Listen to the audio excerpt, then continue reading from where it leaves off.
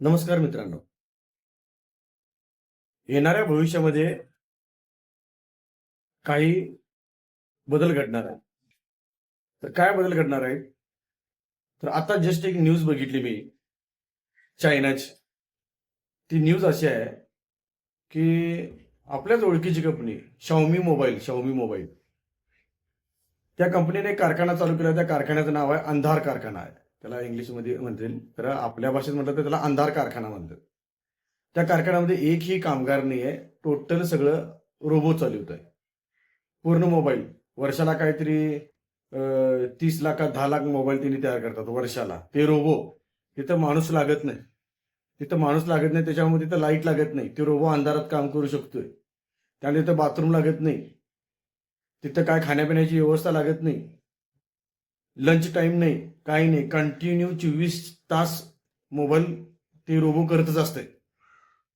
यातनं आम्हाला काय घ्यायचं आहे, की असं जर का कारखाने चालू झाले आणि अशा पद्धतीनं का येणारं भविष्य असेल, तर आमच्या मुलांनी आम्ही पुढे काय करायचं?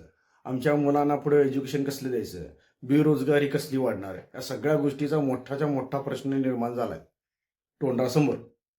मग आत्ताच आम्ही विचार करायला पाहिजे, की आमच्या मुलांसाठी आम्ही काय करायला पाहिजे? मग आत्ताच आपल्या मुलांना लहानपणापासून आता नवीन प्रकारचे AI टेक्नॉलॉजी आल्या किंवा चॅट जीपीटी आहे किंवा आता नवीन आपल्या भारतानं नवीन चालू केलेलं क्वांटम रोबोट. भारतानंच नवीन इन्व्हेन्शन केले क्वांटम रोबोट.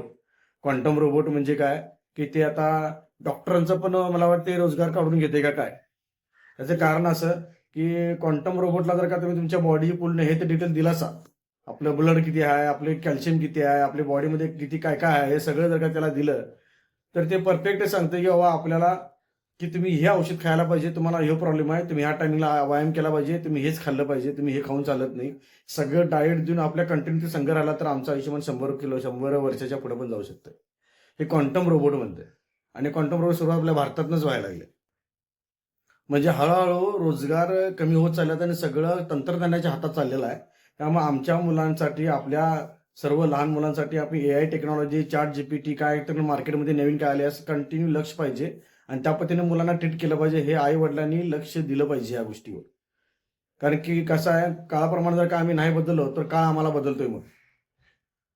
त्यामुळे मला ते एकदा बोलावंसं वाटलं म्हणून मी बोललो. आपल्या मुलांना जरा नॉलेज द्या. AI टेक्नॉलॉजी, चॅट जीपीटी म्हणजे काय?